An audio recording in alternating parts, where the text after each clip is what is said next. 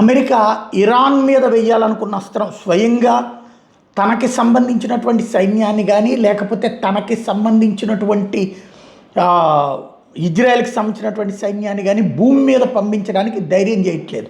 ఏదో కొన్ని social media ఫోటోల్లో దిగిపోయినట్టు చూపెడుతున్నారు కానీ వాళ్ళ ఆర్మీ రంగంలోకి దిగాలి, వాళ్ళ యుద్ధ ట్యాంకుల రంగంలోకి దిగాలి, అదేం జరగలేదు. ఎందుకు అయ్యా అంటే గ్రౌండ్లో ఇరాన్ సైన్యమే బలం, ఐఆర్జీసీనే బలం, పబ్లిక్ ఎవరు సపోర్ట్ చేస్తారన్న నమ్మకం ఏం లేదు.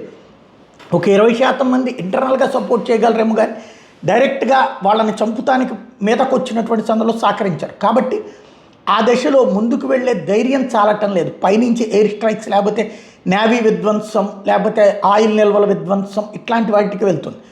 అయితే కుర్దులు చాలా కాలం నుంచి ఇరాన్ మీద పోరాడుతున్నటువంటి వాళ్ళు, ఖొమైనీకి వ్యతిరేకంగా 40 ఏళ్ళుగా పోరాడుతున్నటువంటి కుర్దులు, వాళ్ళు ఇరాక్కి తరిమివేయబడ్డటువంటి వాళ్ళు, మిగిలిన వాళ్ళందరూ కూడా ఓ రకంగా టెర్రరిస్ట్ గ్రూపులుగా మెయింటైన్ అవుతున్నటువంటి వాళ్ళు వీళ్ళ దృష్టిలో. అదే సందర్భంలో కుర్దుల స్వతంత్రం కోసం పోరాడుతున్నటువంటి వాళ్ళు, వాళ్ళకి ఆయుధాలు ఇస్తే మేము ఇరాన్ మీదకి వెళ్ళి ప్రభుత్వం అంతు చూస్తాం అని చెప్పి నిన్ననే ఓ స్టేట్మెంట్ ఇచ్చింది.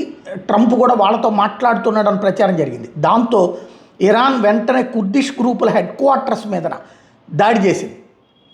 ఇరాక్లో ఉన్నటువంటి కుర్దిస్తాన్ అనే ఏరియా ఆ ప్రాంతం మీద అటాక్ చేసింది. తద్వారా ముందుకు వస్తే తాట తీస్తామని చెప్తోంది.